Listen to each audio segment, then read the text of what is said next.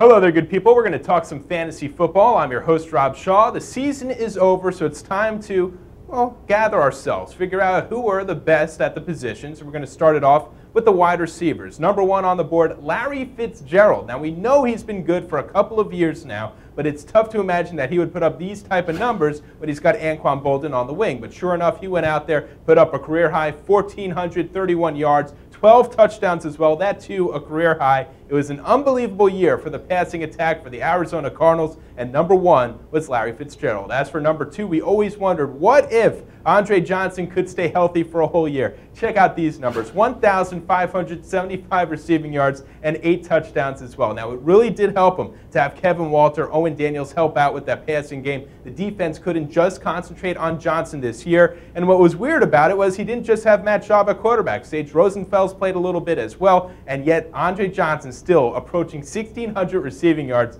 Just an unbelievable year for him. Next year, expect to find him in either the first or very early second round of fantasy drafts. Next up, perhaps the biggest surprise simply because of the concerns at the quarterback position for the Detroit Lions. No wins, but one big winner was Calvin Johnson. 1,331 receiving yards, 12 touchdowns as well. Just an unbelievable year for him. And if you're looking for support from that team, yeah, Kevin Smith, the rookie running back, got hot later on in the year, but he didn't really have much help otherwise. He had guys like Dan Orlovsky throwing the ball around, Dante Culpepper getting it for a little bit, and yet Johnson still with unbelievable numbers.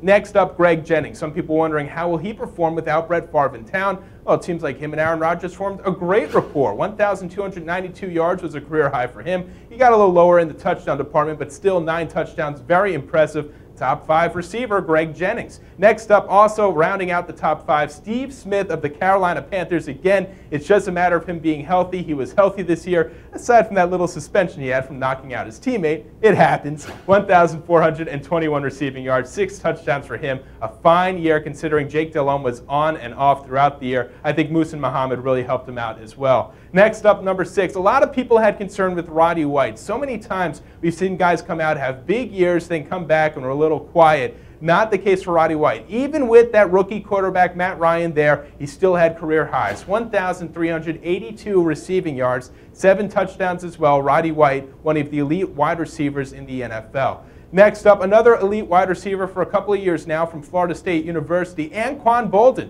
Now, the remarkable thing about him is that he's the 7th best wide receiver, yet he missed a quarter of the NFL season. Of course, we all remember that tough hit he took in the end zone, knocking out his jaw, basically. But still on the year, 1,038 yards, not too many, but his 11 touchdowns are simply remarkable. Again, fine numbers considering he missed a quarter of the season.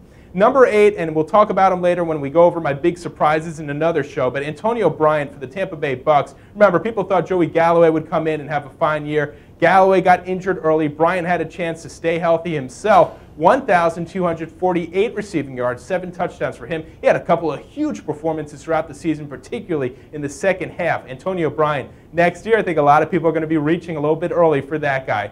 And now we have 2 final names to mention, and they're pretty well-known names. Terrell Owens, 1,052 yards, a little disappointment, but his 10 touchdowns were impressive. Now consider that he had Tony Romo injured throughout the year. He had to go with Brad Johnson for a little bit. Apparently him and Romo didn't get along. He felt that he was a little favoritism going to Jason Witten. But even still, Terrell Owens, still a top 10 wide receiver. As I said, over 1,000 receiving yards, double-digit touchdowns. It's T.O. That's what you expect from him, though he is getting up there in age now. Next up, Randy Moss. Okay, look, you knew the numbers were going to be down the second that Tom Brady got injured, but I don't think anyone expected him to still get double-digit touchdowns. All the credit goes to Matt Castle and also Randy Moss. I know he had a couple of games where he had some big drops, but still, you probably drafted him in the late first round. And he wasn't a complete bum. We'll talk about the big bums and the big surprises later on in another segment of It's a Shaw Thing, but that's all for now, my friends. Have a great day. For more great videos, check back every day on opensports.com.